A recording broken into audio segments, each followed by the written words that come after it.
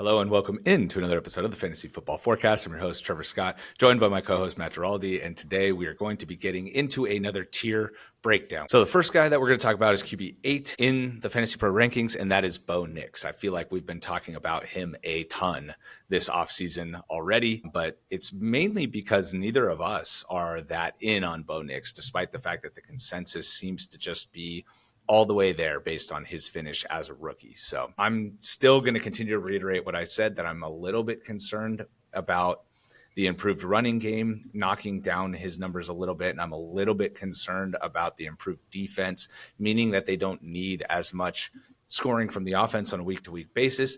And something that you mentioned that I thought was super interesting was last year, Week 18, he went off in a game that didn't mean a ton. And so, I think there's an opportunity here for him to not throw as many touchdowns, to not rush for as many yards, and even as many attempts, because it's not like he was super efficient or anything like that. You look at the Broncos last year, we know they had a good defense, right? And they were just so ineffective on the ground. Like Javonte was kind of a shell of himself, and there was a point where people were telling you to pick up Audric Estime for 50% of your fab, which it was like a late season ad. So hopefully that went well. Left. Yeah, and I remember in the preseason it was like, which Broncos running back should you target? Which of these four guys? And it was like, how about none? So turning things around in a big way is what they did, right? Like RJ Harvey and J.K. Dobbins.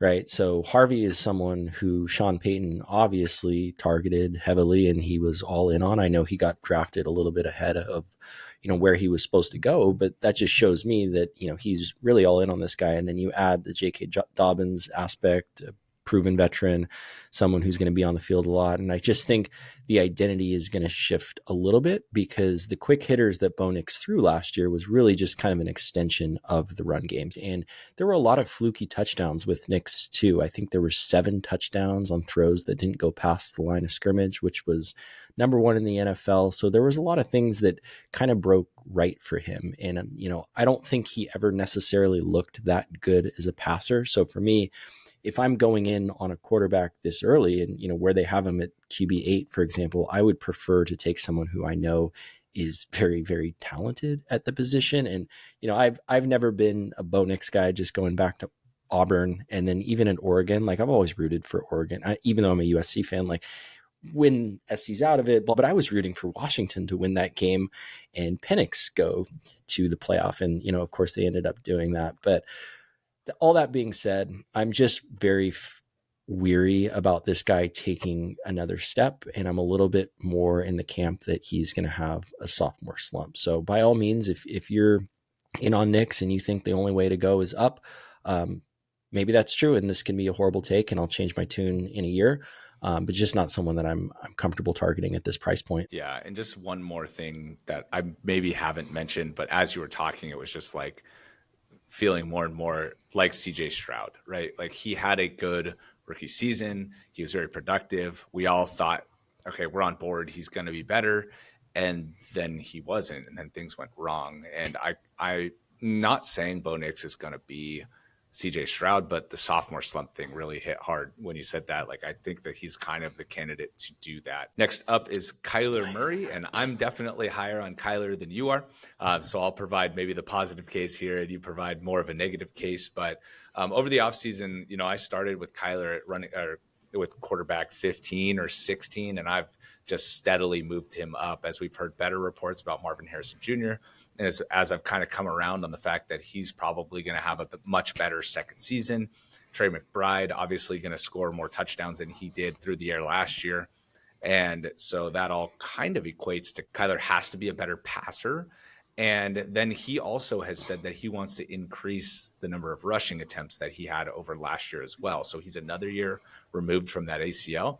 And if he runs even more, we already know how electric he is on the ground, how he can kind of score from anywhere. And so you see he had 5 rushing touchdowns and over 500 yards. If that goes anywhere close to his 2020 season where he had 811, we're going to see him continue to get pushed even higher. So, improved passing and more volume on the ground is just stuff that I haven't been able to ignore as the noise has come out. Maybe I should be plugging my ears a little bit more on that stuff, but I've moved him all the way to quarterback 9, and I feel actually really good about taking Kyler as a QB1. Yeah, I'm definitely more confident in Kyler than Nick's. And my issue with Kyler, I guess, maybe throughout his career, but specifically last year, is like I know he was the QB10, but it was just so boom bust. And the fact that he didn't look good as a passer, he kind of just had to score a long rushing touchdown, which he's more than capable of doing. He did that in a bunch of games, but I don't know. It makes me nervous plugging him into my lineup versus someone who has the stability of Jared Goff, where it's like, okay, he's going to throw for 270 and 3 touchdowns maybe, but he's not going to give me 5 points in my lineup. So that's kind of my issue with him. And I think, the identity of this team is, they want to be run heavy. They want to take shots down the field. So that's going to lead to even more inconsistency as well. So I think if we kind of see a similar blueprint from last year, where it's like Marvin Harrison Jr. is just going down the boundary, and believe me, I hope that they use him more creatively and they don't connect on a long touchdown. And I still think Trey McBride is going to be awesome, but if he has 10 catches for 135 yards and Kyler doesn't rush one in on the ground and he and Marv don't connect and maybe Connor bangs in too, I know I'm kind of nitpicking, but he makes me a little bit nervous. Yeah. And, I think that's why we're not out of control hyping him, right? I mean, all of those things that you mentioned is good justification for keeping him at 12 or 13. And this tier, I feel like, is really tightly knit. So it's kind of almost that you're going to take whoever falls out of this group.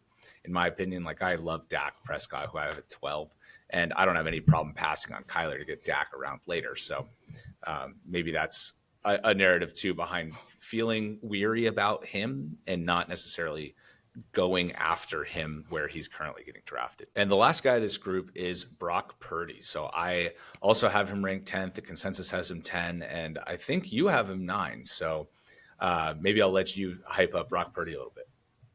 Yeah, I mean, Brock Purdy is awesome, right? I think now that he's signed his extension, we're all kind of past the fact that he was Mr. Irrelevant and is he just a system guy, et cetera, et cetera. But I think the whole system conversation is an interesting one because it's like maybe the system can elevate a quarterback and the quarterback can elevate its system. And I think that's what we see with Purdy. And, we see a year removed from being the QB6 in fantasy. Last year, I know he missed some games, but he was still the QB10 in points per game. And obviously the elephant in the room is the fact that Debo's gone. Ayuk's going to start on PUP. We're seeing Jennings banged up a little bit. Pearsall's back on the field and CMC, et cetera, et cetera. But I think we've seen with the Niners year over year, like he's still got Kittle, like they're still going to score a ton of points.